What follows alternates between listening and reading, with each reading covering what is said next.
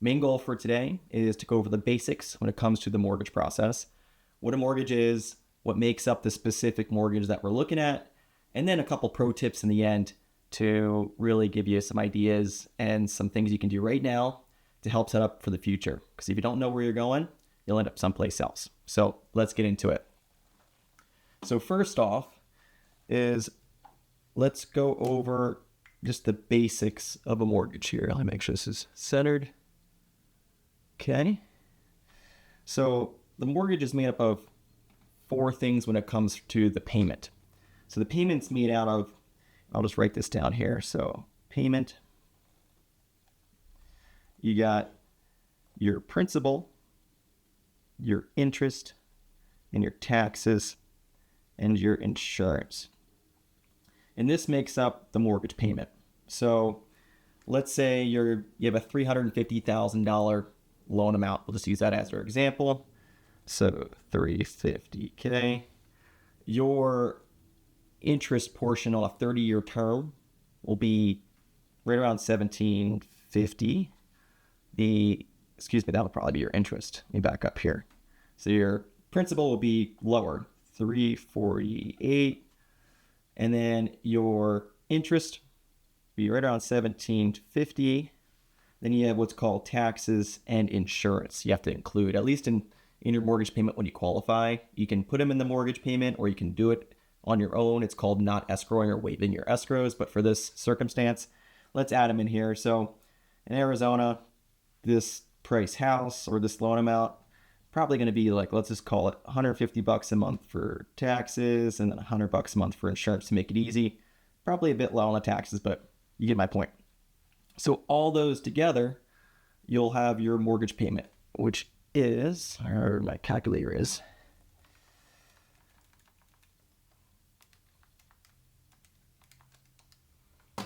so you're going to be right around 2,448. And I'm just using a basic interest rate on this of a 6%, just for example. So $2,448 is your payment. And again, that's made up of your principal, what goes towards your loan that you pay for. The interest is the fee to borrow the money from the bank or the lender. Taxes, $150 a month. We're using insurance, $100 a month. $2,448. So let's do an example of this in an amortization schedule, give you a better idea what it looks like over the lifespan of the loan and how it changes. So let's do this.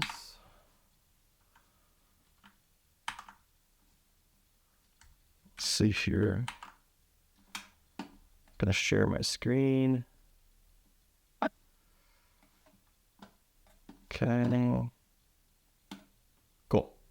So this is what a amortization schedule looks like. So this is our example here. We're going to have a $350,000 loan amount and 6% interest rate payment. Usually with mortgages, it's in months. So for a 30-year fixed rate mortgage, the most common product is 360 months. And I have a cheat sheet here I built for myself. These are the most common terms people use, but 30 years, 360 months. This will have a monthly payment of $2,098, and that's just your principal and interest. This does not include taxes and insurance. And if you look down here, you can see the amortization schedule of how it works over time. So on a 30-year fixed rate mortgage, it's called a 6% rate. It's all front-end loaded when it comes to your interest. The bank or the lender wants to get paid up front because a mortgage, honestly, lasts 5-ish years. You either sell, refi, life changes. 5 years is the lifespan of a normal loan for the most part. So it's all front end loaded. They want to get paid first before you decide to do something else. And this is how it looks in the schedule. So $1,750 for interest, accumulated principal $348, and it goes on from there. So you got your remaining principal balance and so forth. But here's the big thing, is as you get to year 10, 20 years left, you're going to really start seeing the interest payments and the principal payments start to flip here. So if you go up a little bit, let's compare.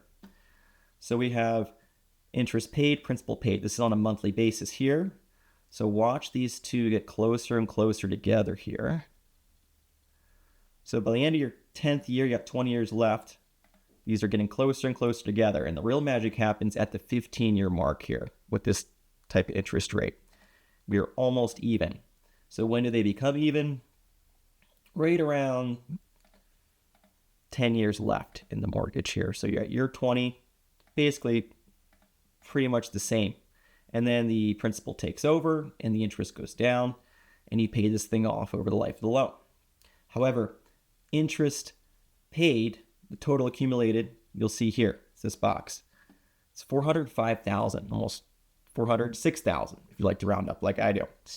So you're getting a $350,000 loan amount, but you're paying $405,000 of interest, so that fee for the loan over the life of the loan.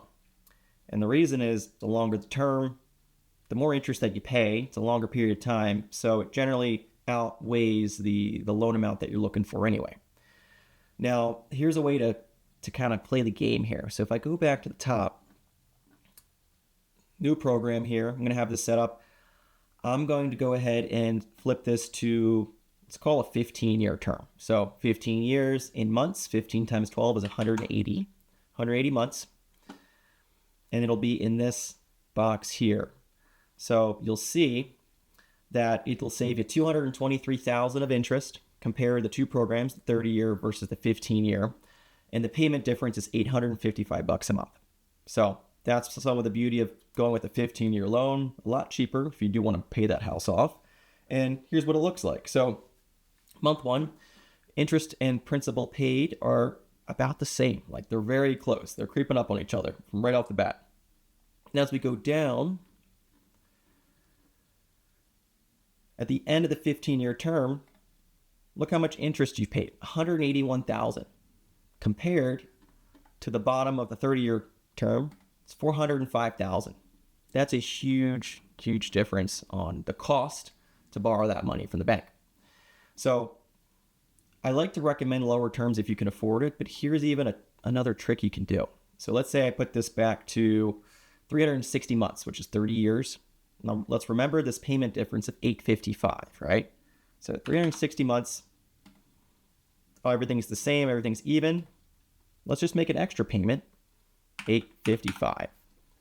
So we're putting $855 a month towards our principal balance. What does that do if we match the payment of the 15-year to our 30-year term? How does it amortize that way? So right off the bat, you'll see principal and interest paid, not much changed, but let's go down here. You'll see when it starts to hit. So go figure. You match the payment of the 15-year term in a 30-year mortgage. It pays off in this instance, 15 years, 1 month. You lose a month. Total interest, $181,000. So it's basically the same thing, but this is what I recommend to most of my clients. You get the benefit of the 30-year, of the flexibility, but if you can and you can be consistent, consistency is the key. You pay the same as the 15-year mortgage. It pays off in right around the same with the extra insurance policy, that if life gets tough, you can back it down and not be on the hook for the higher payment here. So that's how the amortization generally works out with mortgage. Those lenders and banks always want to get paid up front, which they do, because again, you're asking them for their money to fund your house adventure here. So next, let's go over to really who are the key players in the process. If you're a first-time home buyer, which if you're watching this, I assume you are, but let's see who the key players are and who to expect to talk to. So first here, let's make sure this is all lined up, is you're going to have probably the first person that you meet is the realtor. So the realtor helps you find the home, see the home, and actually their main job is to form a contract so you as the buyer are protected, so you don't lose earnest money in an unforeseen event. Just really to protect you and your well-being throughout the process. Because when you buy a home, it's all contract based. So there's some risk there, and the realtor's job is to help protect that. So they'll help you find homes, put offers in, and get you to closing on the real estate side. Next, you'll deal with your loan officer.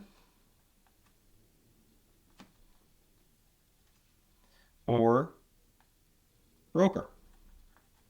So loan officer, mortgage broker.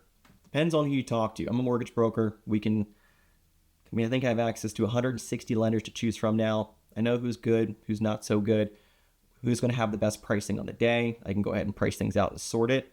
Some loan officers have one option, and that's who you get. So that's who's going to help you with the loan side. That should be basically your core team on the real estate process.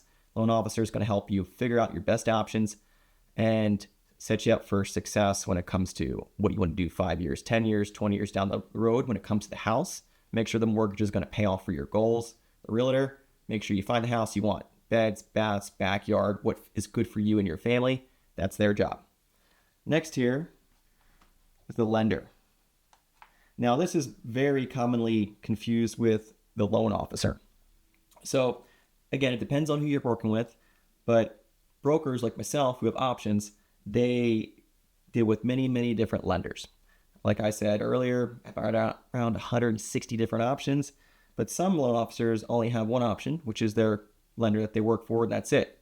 So that's why these two can be confused, but the lender is who's actually lending you the money, who's taking the risk on you to give you the amount of money for the house that you're borrowing. Next is going to be the underwriter.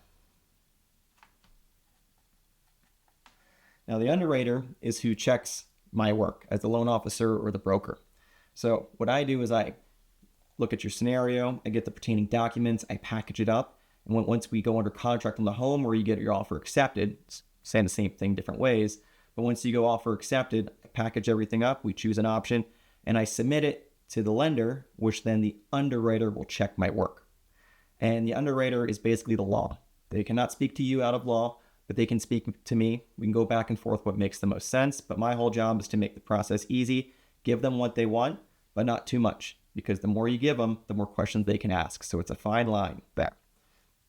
So those are really the key players, is these four. Now, next, let's touch the different types of mortgages on the basic level. So you're going to be dealing with, most of the time, fixed rates, but you'll have fixed rates, and then you'll also have adjustable rates. Fixed rates and adjustable. So adjustable rates, or ARMs, got a bad rap in 2008 because there was really no rules and regulations in the mortgage industry. People were getting loans with no income documents, and they were getting set up in adjustable rates, which are priced off really the short-term outlook. So when it's pretty confident that rates are going to go down, or there's a pretty confident say on what the short-term outlook on interest rates will be, ARMs give you a better rate up front, a little bit cheaper payment up front, but have the risk of adjusting in the future. Fixed rates is kind of what we see more of these days, and most people are favorable of these, is the all-American 30-year fixed rate mortgage. It's kind of what we went over in our example here. I'll just pan back to the amortization spreadsheet. So you're locked in, your payment really never changes. So it's super boring, but it's super beneficial in a lot of ways. ARMs, when they're beneficial, the rates are a lot lower, and they're usually fixed for a certain amount of years.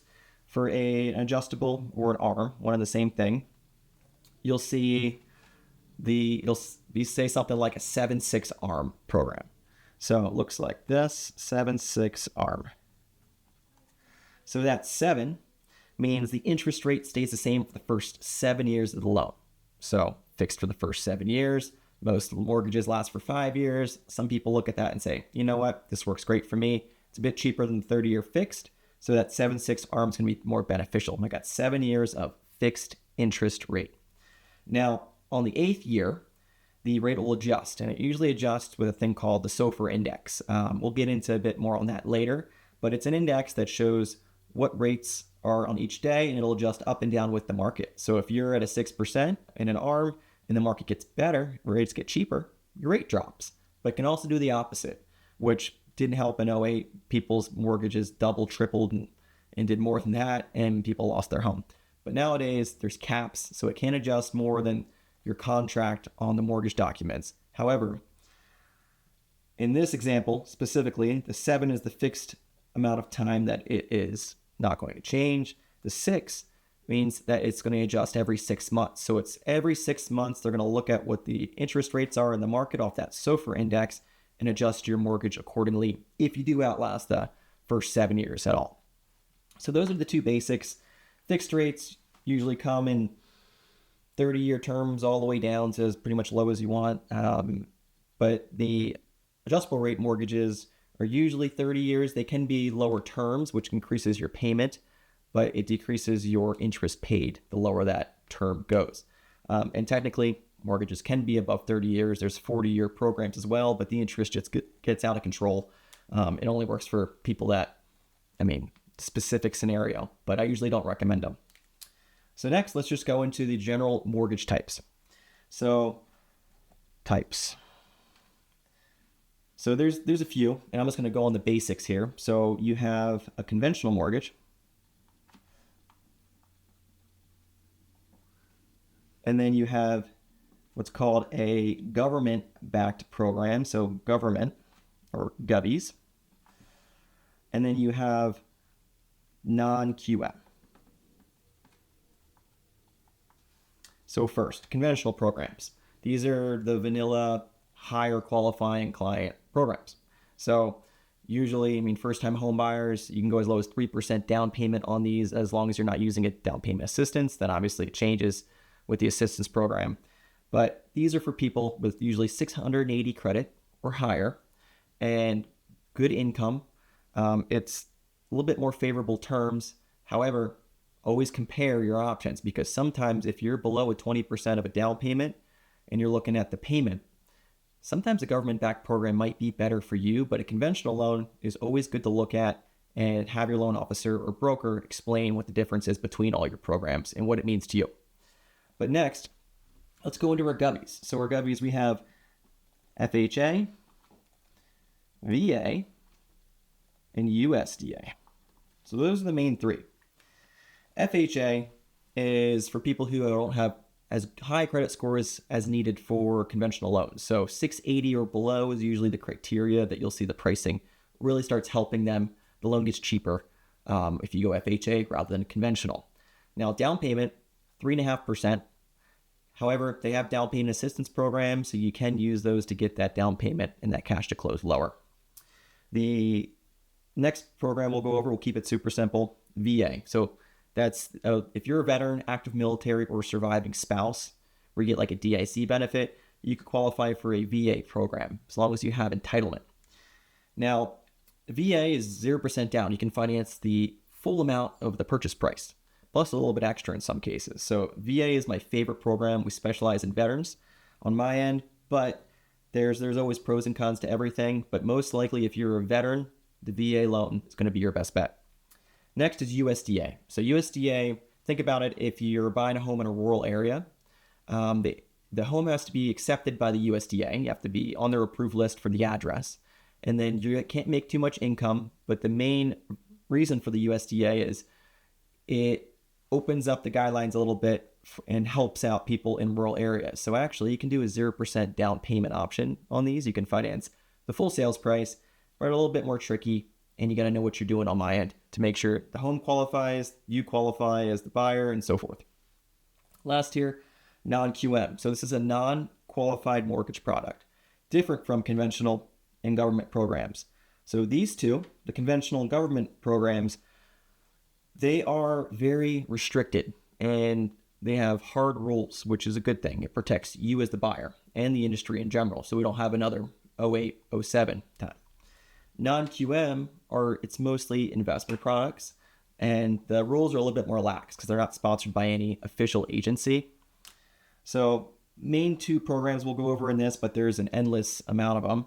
You can actually qualify with off your bank statements, so a bank statement loan. Loan. And then you can also do something called a DSCR loan. So a bank statement loan is a loan where you give the loan officer it's usually 12 months or 24 months of bank statements, and I can most of the time just qualify you off your deposits, and that's your qualified income. So it's great for self-employed people with with just rough employment scenario. If you make money and you're getting deposits regularly in your bank account, 12, 24-month outlook, look at the deposits, that's your qualifying income, boom, you're done. However, with these non-QM programs, a lot of times the down payments are a lot higher than what you're looking for. So 20% is usually the minimum down payment on these because it's a bit more riskier on the lender's point of view. You put their hat on. To lend you the money, if you don't fit in the box of conventional or government program, they're going to stretch their own guidelines a little bit. They want a higher down payment, which means you have more equity into the home, a little more skin in the game. Next is a DSCR loan. Now, a DSCR loan is more for investors. The acronym is Debt Service Coverage Ratio. And the way it works is you qualify, or your qualifying income is based off of the projected rental income on the property or the current rent roll. So you look at the current rent roll, you make sure it's at least 1-to-1 in most cases of this is the projected rent minus taxes, insurance, HOA, and a few expenses. And that has to be 1-to-1 of what the mortgage payment is or higher. Now, there are programs where you can go all the way down to 0 ratio, but you pay for it. The more riskier it is, the more you pay for it when it comes to down payment and points and things like that. So usually 1-to-1 is the scenario on these. 20% down is the minimum. Investor program, that's kind of what you get. That's really what this non-QM product is, or this bank to put in your brain. Investor programs, or if you absolutely need it, you can stretch the guidelines a bit more. Now let's go into the general loan process. So you know what you're getting into. You have clear expectations. So in the loan process, you'll start with what's called a pre-approval. Then you'll go to a offer accepted stage. That's usually super fun. And then you'll go to an underwriting. And then you'll go to closing. So these two are the most fun. But let's start from the top here. So the pre-approval. What's a pre-approval? It's either called a pre-qualification or a pre-approval letter. When you want to go buy a home, most agents, I would say 99%, and I really don't recommend doing it a different way, do this first. Call a loan officer or mortgage broker. Say, hey, I want to go buy a home. Get pre-approved. I'll go over your credit, your income, your assets. We'll get some documents to back things up. I'll look at your profile and say, okay, this is the payment expectation. This is the cash to close expectation. This is how much you can afford within the range that you give me. And then if all that looks good and we think it's a good loan, I send you a pre-approval letter where you give to your realtor. Then you go find homes. You get to work. But without doing that, you could waste your time looking for homes. And you could, when you find something you love, you want to put an offer in, you reach out to me later in the game. And if something doesn't work out, you just wasted a few months looking for homes. So for your time, get pre-approved first. And for your realtor's time, get pre-approved first so you know exactly where you're going and know what you can afford.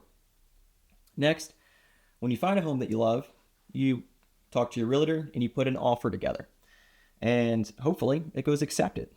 And this is really where the process or the rubber meets the road in our process. So offer accepted, which means you're also under contract on the home. Everyone's signed on the dotted line. You send me the offer accepted with the contract, and I go ahead and we'll go over your options. And you go ahead and pick your options. We'll go over pros and cons with different lenders, the rates, and so forth, and the outlook. And we'll pick an option, and then I'll go ahead and send you the initial disclosures to sign on the dotted line on my end. We'll package up everything, and then we'll send it to what's called the underwriter. Now, the underwriter is a person that really checks my work. So I'll get the initial documentation from you, and we'll go ahead and package it up. We'll send it to the lender's underwriter, and they'll either give you initial approval, or they'll say, hey, this doesn't look right. We need some more information. That initial approval is really what you're looking for first. And that underwriter talks to me. We go back and forth to get documents, answer their questions. And my whole job is to give them just what they need, but not too much because they can ask questions, which builds more what's called conditions, which is, hey, I need a document for this, or an explanation for this, or this. So to make your life easy and my life easy, we'll package it up and do our best work up front and give it to the underwriter. And hopefully it comes out pretty clean. And then next, once the underwriter signs off and says, hey, this loan looks really good, we'll go to closing, where the home is recorded and funded and you get the keys. So you sign the final paperwork. This is what really matters, is getting to this point.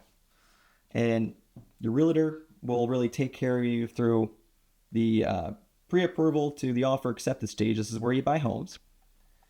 But then they'll also jump back in here at the closing to make sure everything looks good on the final paperwork. But in the interim, this is where your loan officer really takes over and communicates to you and your realtor that everything looks good. We might need to answer X, Y, and Z for questions, but you keep it on track and usually close in about 30 days is the expectation, or less. So that's the general process. Now, let's end here on pro tips. And this is more of the fun part, because it's how do we set you up for success now, where when you're ready to buy a home, you're in a different league or in a different bracket to get better interest rates, pricing, and set yourself up a little bit better, make things cheaper. So first thing I want to go over is the thing to understand about loans is you can think about it as a triangle, and is really made up of three things. It's pretty simple. So you got your credit score, your assets, which means funds to close, down payment, any closing costs, title, taxes, insurance, things like that. And then you have your income. So credit, assets, income. Usually you want all three of these things. You want your 3 to 3.5 down payment if you're a first-time home buyer. You want income to be in a certain range on my end, so you fit in the box and it shows that you can afford the home or the mortgage payment. Then your credit score. Credit score impacts pricing almost the most out of all these. Low credit scores, you kind of get clobbered on rates and terms. You'll see higher interest rates. The higher credit scores, so the top tier is 780 these days and above, you'll get a little bit more better of a deal, or you'll get a better deal on your rate, and you'll see that. So ideally, you want all three of these things to be in good standing or good order. However, let's say if you only have two, you usually can still make it work. That's where like a down payment assistance program comes in, where if you have good credit, good income, but not much assets or reserves, you can apply for a down payment assistance program. But here's the catch. There's never any free lunch. So down payment assistance program, where they're going to get you a grant, or the lender's going to give you the 3% that you're missing for the down payment, usually comes at a cost. Rates are a bit higher. Usually you need a thing called seller credits to offset some extra costs, but you can get it done, and we do it all the time. But the grass is never greener on the other side without a few different asterisks. But let's say you have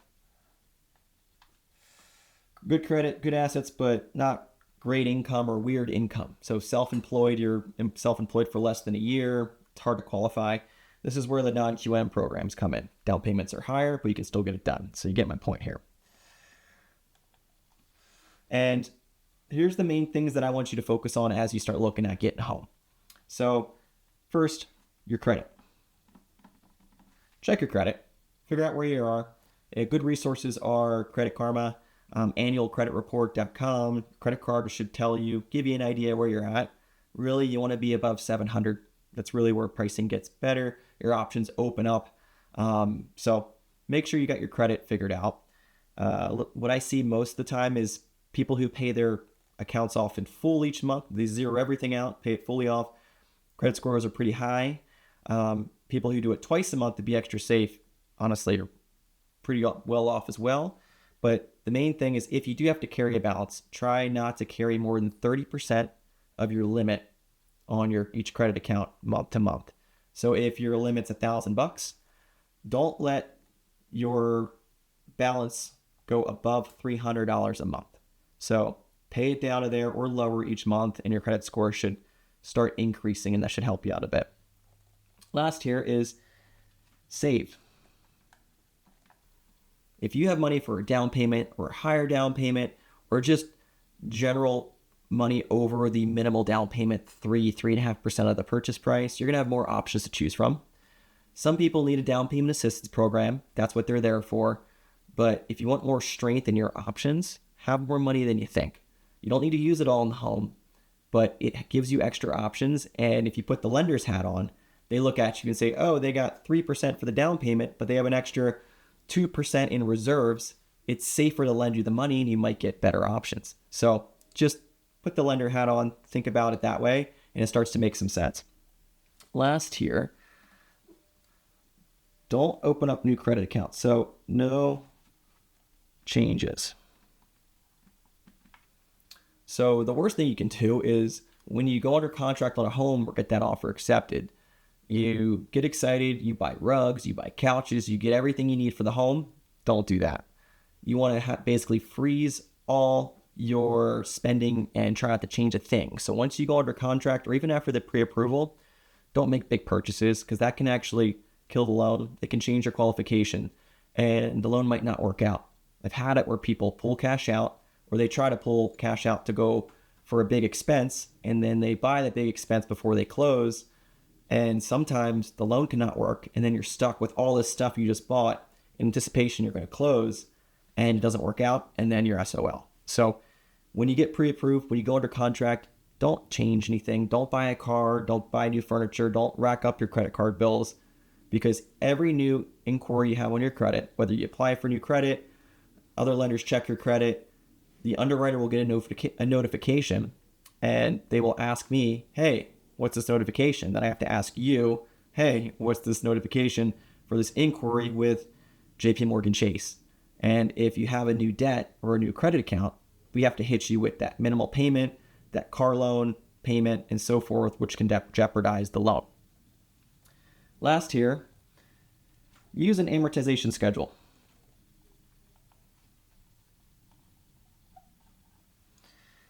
An amortization schedule is what we have up on our screen here. So use that to your benefit. Learn about the process. Figure out, okay, if I'm expecting this rate, this is my payment. This is how the interest is going to be proportioned and the principal portion of my payment is going to work.